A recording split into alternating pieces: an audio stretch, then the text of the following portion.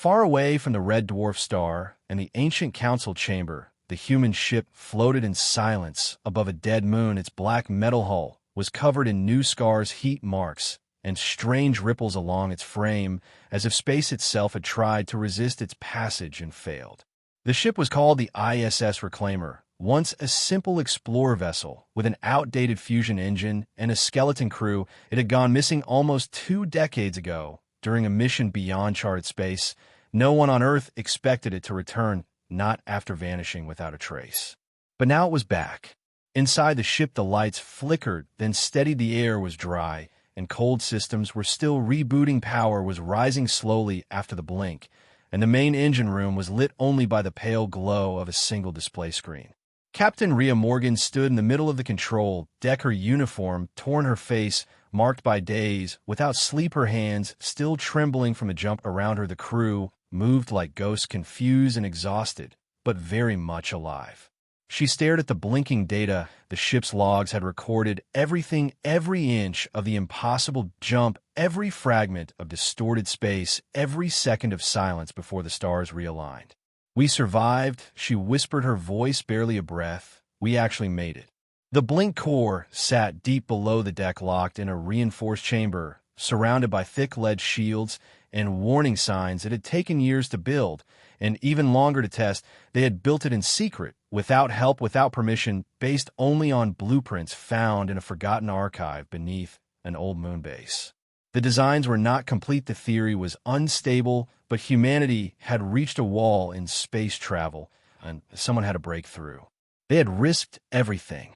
Rhea turned to her science officer, a quiet man named Hayes, who was staring at the readings from the drive core. His eyes were wide, his mouth slightly open. "The core is stable," he said finally. "The drive should have torn us apart, but it held. The energy burst matched predictions. The spatial curve folded just enough to skip through real space, but not enough to collapse. We blinked across 30 sectors in under 4 seconds," he added, still not believing it. 30. "That should not be possible," said the pilot, a tall woman with sharp eyes. "We should be dead." "But we're not," said Rhea slowly, "and that means everything just changed." Unknown to them, far above their position, a small council probe watched silently, cloaked in light-bending tech, forbidden to interfere. It simply recorded every movement, every signal, and every word. Would send this data back to the Galactic Council in the next cycle, and when it did, panic would spread like fire through the stars. The humans had blinked and survived. Back on the ship, the crew gathered in the common room, eating quietly, recovering from the side effects of the jump, headaches, nausea, dizziness, all common signs of sudden gravitational shift. Rhea stood in front of them, her voice low but strong. "We were told this drive was a myth," she said, "a story to scare old scientists. We were told it was dangerous, that no one had ever used it and lived, but we proved them wrong." No one clapped, no one cheered. They were too stunned, too tired, but their eyes were filled with something more than fear, something close to awe. "We opened a door," said Hayes softly, "and we do not know what is on the other side." Rhea nodded, but did not reply, because part of her agreed they had crossed a line, and there was no going back. The ship's long-range scanner beeped, once, then twice, then again, faster. Something was approaching, fast, too fast for normal engines, too quiet for traditional propulsion. An object appeared in the outer screen, small, dark, and moving like a shadow. It hovered near the hull, just beyond the reach of the ship's weapons, then it vanished without a trace. "What was that?" asked the pilot, already turning the ship's defenses online. Rhea stared at the screen, frowning. "I think it was watching us." "They're coming," said Hayes. "The council, or worse." "Send the message," said Rhea, "now, before we lose the chance." The comms officer nodded and began typing a short signal, a burst transmission coded in simple coordinates, followed by 2 words: "blink successful." Rhea watched the stars outside the window, wondering which one hid the enemies she had only heard about in stories, alien races that ruled this galaxy long before humans reached their own moon, races that once feared the blink drive so much they erased it from history. And now they would come, because someone had dared to use it again. And this time it was not them. The Reclaimer turned slowly, changing its heading toward the outer systems where no council patrols flew and no laws reached. They would go deeper into the dark and test the drive again, because humanity did not stop when told no. They moved forward even when it was dangerous. Especially then. Captain Rhea stood at the front of the deck, the stars stretching before her, endless and unknown. She raised her hand and gave the order. Blink again. The crew held their breath. The ship hummed a strange, quiet pulse, and the stars began to bend. The world around them stretched and twisted, and space itself opened like a curtain pulled by unseen hands.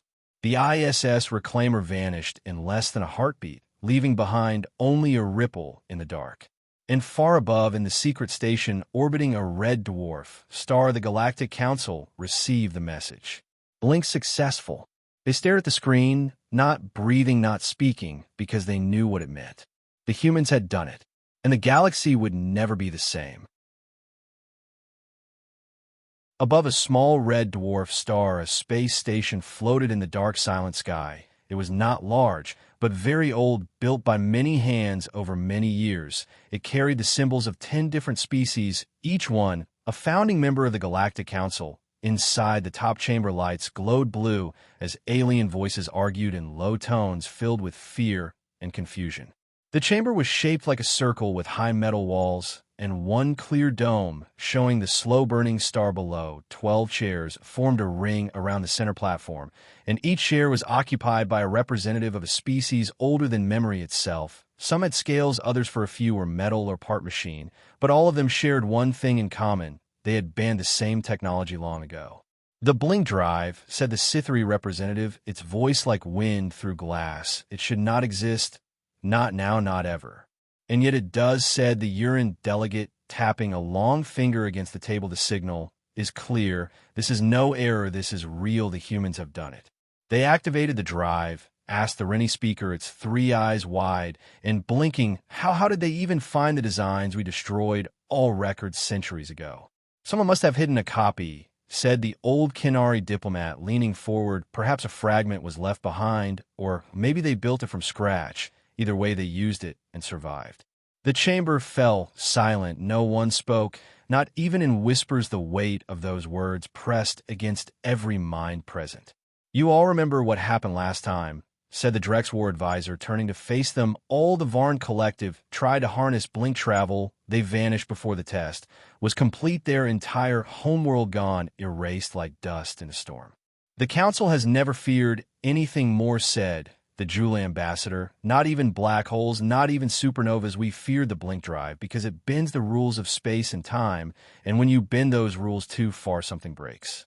The signal came from Sector 9, said the Uran again, far beyond human borders, deep space, where no one travels anymore. The message was short, just coordinates, and 2 words: blink successful. No alien has used that term in over 500 years, said the Sithri, shaking its long head. If they knew what it meant, then they know what they have done. A hologram flickered in the center of the room, showing a rough human ship surrounded by distortions in space. Around it, the lines of the stars nearby were bent, twisted, as if gravity itself was unsure of what to do. The ship called itself ISS Reclaimer, said the Kenari calmly. It disappeared 17 years ago, presumed lost in a radiation cloud. But now it is back, and it arrived in a place no normal engine could reach, not without blinking. The engines on the Reclaimer match nothing in our database, said the Drex, its eyes glowing red. It did not use warp or fold or slipstream, it used blink. Are we sure it is the same kind of blink drive? Asked the Rennie, hoping for some mistake. Maybe the humans made something similar, but safer. The blink signature is unique, said the Uran. We encoded that signature long ago to track any future attempts. It matches exactly, there is no doubt. We banned it with good reason, said the Jula softly. It bends space so violently that time can fracture whole fleets, can vanish before they even begin their mission. The Varn used it once and ceased to exist. Not even ruins were left, only a crater in the fabric of reality. But the humans survived, said the Kenari, which changes everything. Maybe they do not understand the danger, said the Sithri. Maybe they think they invented something new. We must stop them before they use it again, before they break something that cannot be fixed. Or maybe, said the Drex, narrowing its eyes, they know exactly what they are doing. A long silence followed, the air thick with unspoken fears and old memories. The Council had not faced a crisis like this in hundreds of years, Most believe they never would again. The very mention of the blink drive had once been enough to trigger military lockdowns across entire star systems. If the humans have perfected, it said, the Kenari, then everything changes: travel, war, defense, even the shape of the galaxy itself. We may not be the rulers of space anymore. We must act fast, said the Uran. Send a stealth probe to track them, find out how many ships they have, how many drives. We cannot allow this to spread. What if they already shared it? Asked the Rini. What if the Reclaimer was not alone? Then we are already too late, said the Jula. The hologram changed again, showing a map of nearby sectors. Red lines traced the possible path of the Reclaimer from the last known human border to the edge of the Council's influence. It was a journey that would have taken years by standard engines. The Reclaimer had done it in minutes. If the humans blinked this far once, said the Drex, they can do it again. They could be anywhere they want to be. We will never see them coming. We must talk to them, said the Kenari. Try to reason with them, make them see the risk. And if they refuse, asked the Uran, then, what then? Do we declare war? War with humans is not easy, said the Sithri. We have tried that before. Then what do we do? Asked the Rennie, voice shaking. We watch, said the Kenari. We wait, and we prepare for whatever happens next. Because the blink drive has returned, and this time it is in human hands. And the galaxy is not ready. The Galactic Council sat in silence above the red dwarf star, the chamber cold and wide, shaped like a circle with no walls, only floating seats and bright rings of holographic screens. The oldest beings in the galaxy had gathered, each one representing a different race, some with wings, some with scales, others with crystal minds and silent thoughts. At the center floated the speaker, a tall, thin creature with many arms and eyes that never blinked, its voice a whisper that echoed in every mind present. The Council had seen wars, they had stopped empires, they had judged species and shaped laws that stretched from one edge of the galaxy to the other. But today their fear was real and heavy. The humans have used the blink drive, the speaker said, slowly, the words cutting the air like a blade, and they survived. Around the chamber, a wave of thoughts rose fast and sharp, many voices, many languages, all confused and loud. The blink drive was not meant to work. It was a curse. It was sealed for a reason. The Ithani delegate, a being made of shifting light, spoke with a trembling glow. The last time the blink was activated, an entire system turned inside out. We lost the sun and 4 colonies. We watched time break like glass, and the race that made the device vanished in less than 3 seconds. Another voice joined, this time from a cold metal sphere floating slowly around its place. It was the voice of the Vaka machine race that lived longer than stars. Even we dared not use it. The calculations never held. The outcome always led to destruction. And yet, said the speaker, the humans built it and blinked 30 sectors in 4 seconds. The signal was clear, the data verified. They did not vanish. They did not break. Instead, they moved like no other species ever has. The Council went quiet again, their thoughts, circling questions rising faster than answers. What made the humans different? How did they stabilize the device? How did they understand what others feared? A new hologram lit up in the center, a recording from the hidden probe that had watched the human ship. The image showed a dark vessel moving through space, then disappearing in a flash with no trail, no burst, no damage, just gone. And then a moment later, reappearing near a different star, quiet, still whole. They have done it, whispered a crystal being known only as Myrrh. They found the missing piece, the key we could never hold. The speaker turned its many eyes to the Council. We must vote now, before they blink again, before the others find out, before the balance breaks. The galaxy is not ready for this. But even as the speaker spoke, more probes signaled, more messages arrived, reports from trade routes and deep space stations, rumors of a ship blinking again and again, faster, each time appearing near places no ship should reach, disappearing before patrols could respond. They are not hiding, said the Vok. They are testing it. They want us to see. Far away in the dark of space, the ISS Reclaimer floated once more, this time near the edge of an old nebula where wrecked ships drifted like bones in the black. The crew had grown quieter, their eyes deeper, their sleep filled with strange dreams. Ever since the first blink, they felt something, not just the pull of the stars, but something colder, something watching. Captain Rhea stood in the core room, now staring at the blink drive as it pulsed with low energy, waiting, ready It looked alive now, its surface smooth like water, shifting gently with colors that never stayed the same. "What do you feel?" she asked, to no one in particular. Hayes, the science officer, stood beside her holding a scanner that refused to give normal readings. "I think it is listening," he said softly, "or remembering. We need to try a longer jump," she said, "finally one that crosses more than just sectors, something near the core, maybe even beyond." The pilot hesitated. "We go that far, we might not come back. We went farther when we first left Earth," said Rhea, "and this time we have a path." They blinked again. This time the jump lasted longer. The stars around them stretched farther, the light bent in strange ways, and space made a sound like breathing. The crew heard it not with ears, but with bones and hearts, and something else they could not explain. When they emerged, the stars looked different, older, redder, and there in the distance was a structure floating in the void, larger than moons, carved from white stone and gold. "What is that?" whispered someone. The ship's systems tried to scan, but failed. Data loops, crashing signals, bouncing like echoes trapped in time. "It is not natural," said Hayes. "It is a gate, or maybe a tomb, maybe both." They moved closer, engines quiet, the blink drive humming low, as if excited, and the structure responded, its surface lighting up with symbols no one had ever seen. Yet somehow the humans understood, not the words, but the meaning. "Welcome." A door opened, not with force, but with silence, a field of light waiting for them to enter. Back at the council, the probes had lost the reclaimer. No signal, no trace, no echo. It had vanished beyond their reach, and fear turned into something sharper. "They are waking," it said, "Myrrh. They are touching what was buried before the stars learned to shine." "What do we do?" asked the youngest member of the council, voice shaking with questions. "We stop them," said the speaker. "We must, or all we built will fall." But others were silent, not in fear, but in wonder, because deep inside they knew something was changing, something old and powerful, and maybe it was not the humans who were dangerous. Maybe it was the truth they had just uncovered. And far in the dark, past the gate, past the light, past the laws, the reclaimer moved forward into the unknown.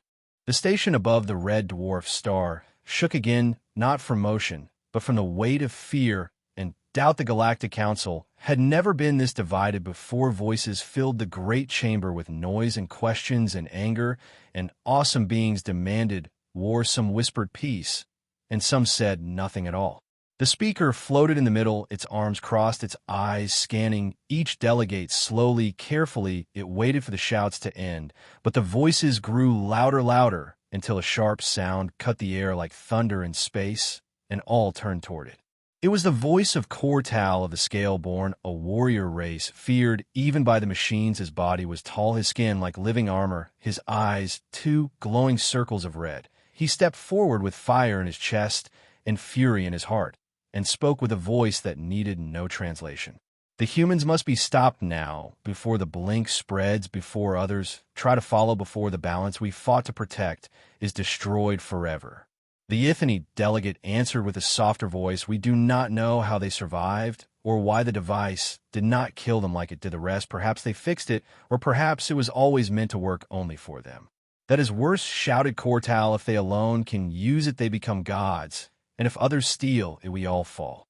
Then Myrrh of the crystal race rose, glowing softly with light from within, its voice calm, but cold. "Maybe they have awakened something old, something buried long ago. Maybe they are not using the drive. Maybe the drive is using them." The council fell silent again as a new hologram appeared in the center of the chamber. This time, it was not a video or recording. It was a live transmission, a signal trace from a far sector near the edge of the galactic map. The humans were broadcasting. The image showed a human captain standing in a room of light with strange shapes moving behind her. Her face was calm, her eyes bright with something powerful, not pride, not fear, something else, something deeper. "This is Captain Rhea of the ISS Reclaimer," she said. "If you can hear this, then know we have crossed the veil. We blinked farther than the known stars. We found something old, something that spoke to us in light and memory. We did not break space. We listened to it. We did not force the drive. We followed it, and it showed us the way. Now we stand at the gate, and beyond it is more than space or time. It is the truth you tried to bury, is the power you were too afraid to understand." The message ended and silence followed, but not for long. Panic spread like fire through the chamber. The machines started calculating thousands of future paths, none of them stable. The living beings started shouting again. Some left their seats, others screamed for weapons or shields or silence. The speaker raised one arm and spoke again, but even its voice seemed smaller now than before. We must act. The balance has broken. The blink has returned, and the humans have crossed where no one else dared. A voice came from behind a quiet corner of the room. It was the delegate of the Veiled Ones, a race that had not spoken in centuries, their faces hidden, their minds secret. But now the veil was lifted, and the voice rang out cold and clear. You all feared the blink because you built it with pride and anger and control, but the humans, they built it with wonder and curiosity and hope. They did not try to own it, they tried to understand it. Maybe that is why it worked for them. The words cut deep into the hearts of many in the chamber, for they knew it was true, and in that truth was fear, and in that fear was a choice: to follow the humans or to destroy them. Back on the reclaimer, the crew stood on the edge of the unknown, the gate before them wide and glowing like a second sun. The blink drive pulsed with gentle waves like a heartbeat, like it was alive. Hayes, the science officer, stood with scanners that gave no answers, only patterns of light that danced in rhythm with the stars. We are not looking at a machine, he said quietly. We are looking at something else, something like a thought made real. Captain Rhea nodded slowly and turned to her crew. We crossed the stars, we made it through the veil. Now we go forward, not as conquerors, not as thieves, but as guests. Are we ready? She asked, her voice low but clear. They all nodded, one by one, some with fear, some with hope, but all with wonder. They stepped into the gate. Behind them, the drive hummed once and then fell silent. The reclaimer vanished again, not like before, not in a flash, but in a ripple like water, touched by wind. The space where it had stood shimmered with soft light and then returned to stillness. The council received no more signals. The last message was a single word written in every language known to the stars: evolve. The galaxy stood at a crossroad, not marked by war or weapons, but by a question: to chase or to learn, to destroy or to change. And as the stars watched from afar, the humans went where none had gone before, guided not by maps or rules, but by wonder. The blink was not just a drive. It was a door, and the humans had opened it. The ship drifted into light like a leaf into wind. The reclaimer had left the galaxy behind and now moved through something that was not space, but also not time. It was a place where stars had never burned and where gravity did not pull, where everything shimmered like dreams wrapped in silver dust. The crew stood still, eyes wide, breath held, hearts unsure. Behind them, the blink drive pulsed softly, like it knew the path ahead, like it remembered something older than light, older than stars. Captain Rhea looked at her crew with calm eyes. She could feel the hum in her bones. It was not fear, not excitement, something else, something like being home in a place she had never seen. Hayes, the science officer, whispered, this place should not exist. None of our charts show this, none of our sensors work right, but the blink says go forward. The pilot nodded slowly and adjusted the controls, though the ship did not really move. It drifted more like it was being guided or invited, like a guest walking through a door left open. As they moved, shapes began to appear, shapes that were not ships, not planets, not anything they knew. Some looked like cities made from light, others like creatures made from sound and memory. Everything shimmered like reflections in water touched by wind. One of the crew said softly, I feel something watching us. But it is not scary. It feels like being seen by something kind and ancient and curious. They passed through a field of glowing rings, spinning like slow wheels. Each ring sent waves through the ship. But nothing broke, nothing burned. Instead, they felt calm, like walking through a garden of stars made for music. Rhea turned to Hayes. What is this place? And Hayes shook his head. It is not part of our universe. I think this is a layer beneath reality, a space where thought shapes matter, where the laws are softer and wonder is strong. Then the lights around them dimmed, not in warning, but like a curtain falling before a new act, and in front of them appeared a great shape, not solid, not liquid, not alive as we know it, but present, more present than anything they had known. It was a being, a form of force made from memory and light. It spoke not in words, but in feeling, and all on the reclaimer heard the same thought inside their minds. You followed the blink, not to rule, not to run, but to understand. You are the first. Rhea stepped forward, though there was no floor, and said aloud, we came because we saw a door and wanted to know what was behind it. We do not seek to take or break, only to learn and grow. The being pulsed with soft light, and the voice filled them again. Long ago, others tried to force the blink. They turned it into a weapon. They made it scream, and it tore them apart. Because it was not made for war, it was made for wonder, and only wonder can survive it. You remembered this without knowing, and so you passed. Then the space around them shifted, and they saw visions, not dreams, not lies, but truths held in the bones of the universe. They saw the first makers of the blink-tall beings made from color and silence. They saw them share the drive with other stars and teach it as a song, not a tool. But the song was broken by those who wanted power, who tried to bend light and time to their own will, and the blink screamed, and the scream became a fire that ate stars. And so the makers hid the blink behind veils and memory and time, hoping one day someone would find it again, with hearts full of curiosity, not hunger. The humans had done it. The Reclaimer crew stood in silence as the visions ended, the light being pulsed again, and said, now you may return and teach or stay and learn, but choose with care, for each path is a promise. Rhea looked to her crew. They all nodded, each one feeling the same truth. They could not stay, not yet. The galaxy was not ready to follow, not until someone led the way. She turned to the being and spoke, we will go back, but we will return, and next time we will not come alone. The being sent one final wave of light, and the blink flared once more, not in flash, but in song, and the Reclaimer began to shift again, not move, but change, as if wrapped in understanding made solid.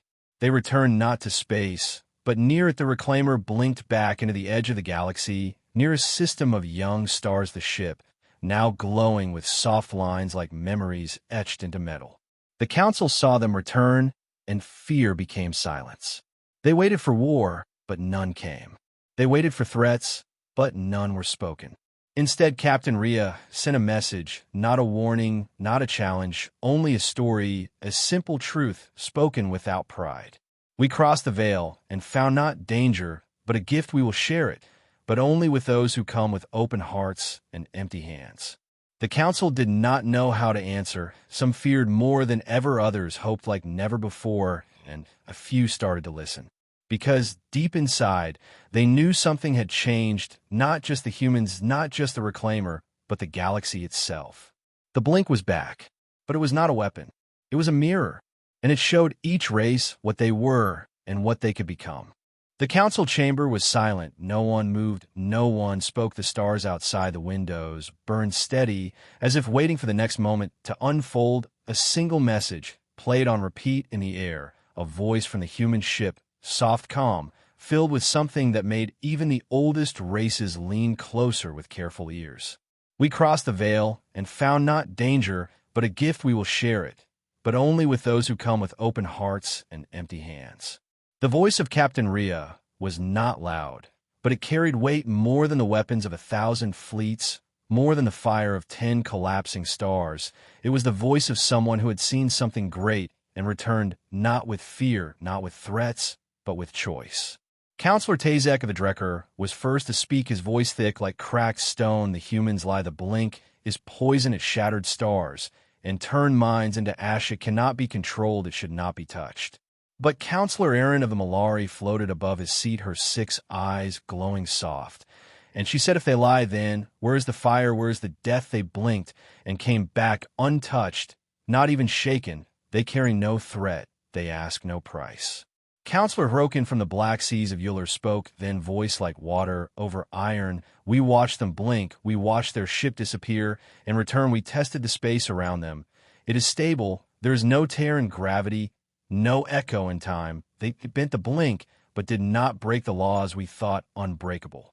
The Council chamber flickered with light as feeds from every quadrant displayed the human ship, the Reclaimer, glowing softly, now not from fuel, not from power, but from something else, something like memory etched into the hull lines that pulsed with rhythm, not machine-made, but natural, like the rings of a tree or the ripples of a pond after a drop of rain. The humans waited. They did not move. They did not speak. They did not point weapons. They waited. Back on the reclaimer, Captain Rhea stood on the bridge, her hands behind her back, the crew around her silent. They could hear the council broadcast. They could feel the weight of attention across the stars. Every race, every eye watching, waiting, judging. Hayes leaned forward and said softly, "They are afraid someone to destroy us, others want to worship us, and most have no idea what to think." Rhea nodded and said, "Let them wonder, let them fear, or hope, or deny. We did not do this to impress them. We did it to grow, and if they want to grow too, they will come." A flash appeared in the center of the council chamber. Not an attack, not a weapon. It was a gate, not like the blink, not a tear in time. Just a link, a simple line of travel, a door. From a gate walked a single figure, a human, not armored, not armed, not special, just an ambassador named Kale, wearing a soft suit, carrying no device, no shield, no tricks, just a small seed in one hand and a book in the other. The chamber shifted with tension. Council guards aimed, council mines, race council data crawlers scanned, and found no threat, only life, only peace. Kale spoke with clear voice that echoed across systems. "We do not come to rule or trade. We come to invite. The blink is not ours to keep. It is a key, and we offer a hand, not a lock." Counselor Tazek stood and said, "What if we refuse? What if we choose to forget this moment and burn your ship and bury your story?" Kale did not blink, did not shake. He held the seed higher and said, "Then you may do so. But know this, the blink is awake again. It cannot be buried. It cannot be silenced. And others will find it. And if you're not ready, they will leave you behind." Counselor Aaron asked, "What is that in your hand?" And Kale smiled. "It is a memory grown into a form. This seed was shaped in the blink. It knows paths. It knows stories. It will grow only in minds ready to listen." The chamber was quiet again. Some whispered in secret, some glared, some wept, and a vote was called, a rare one, not of rule, not of power, but of wonder. Do we open the door or close it forever? The vote passed not by much, but enough, and the council sent back a single answer to the humans. "We are ready to listen." Back on the reclaimer, the crew watched the message appear, and a soft cheer moved through them, quiet and warm, not loud like victory, more like relief. Rhea turned to the pilot and said, "Open the line, send the first sequence." The ship blinked again, not gone, not vanished. It blinked in a new way, folding space, not tearing it, stretching time, not breaking it, and sent a signal, not words, not images, but something deeper, a shape made of thought and feeling, a path. On planets across the stars, children looked up and saw something new in the sky, a line of light that pulsed like a heartbeat, a soft song in the back of the mind, whispering, "Come and see." And those who felt it knew that the galaxy had changed, not with war, not with fire, but with choice. The blink had returned, but this time it came through the hands of humans. And it came with a message, not of power, but of peace. Not of fear, but of hope. Not of rules, but of questions. The stars above the silent moon glowed like frozen fire, cold and ancient, and the surface below shimmered as machines moved in slow, perfect patterns. The first blink gate was being built not by humans alone, but by many hands, some with skin, some with scales, some with fur, and some with light itself.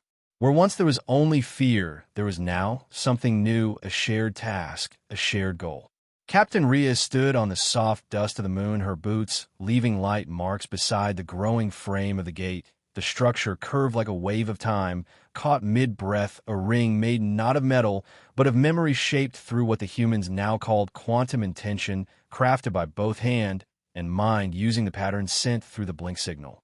Ambassador Kale walked beside her, holding another seed in his hand, this one warm, glowing brighter than the last. He looked at the gate, then at the workers who moved without orders, who knew what to do without being told, because the blink was not just travel, it was connection. The Galactic Council had not yet sent ships, only drones, only watchers, but their silence was not cold, it was curious. Now many races had started to ask questions, send envoys, request a visit. Some wanted power, some wanted truth, some only wanted to see with their own eyes. And so the humans showed them. They opened a reclaimer to guests. Aliens walked its halls, touched its walls, felt the hum of the blink drive, and stood in silence as they realized this ship had not just survived the blink, it had understood it.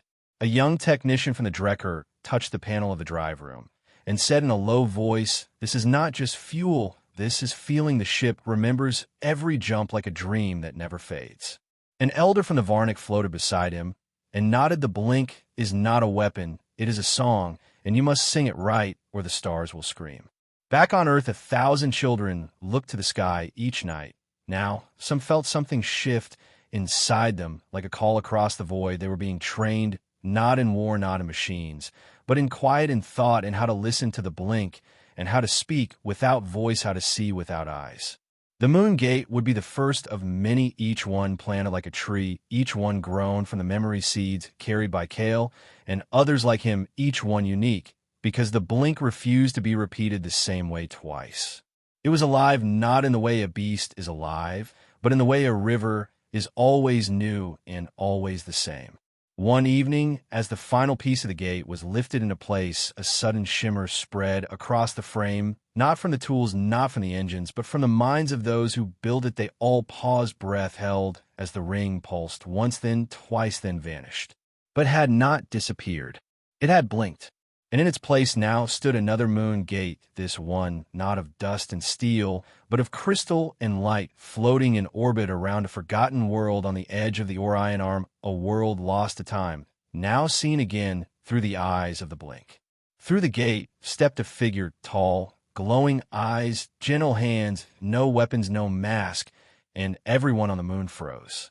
The being looked at them and said in perfect human voice, "We blinked once, and it destroyed us. We blinked again, and it rebuilt us. Thank you for helping us return." Captain Rhea stepped forward, heart steady. She asked, "Are you from the race that vanished the last ones before us?"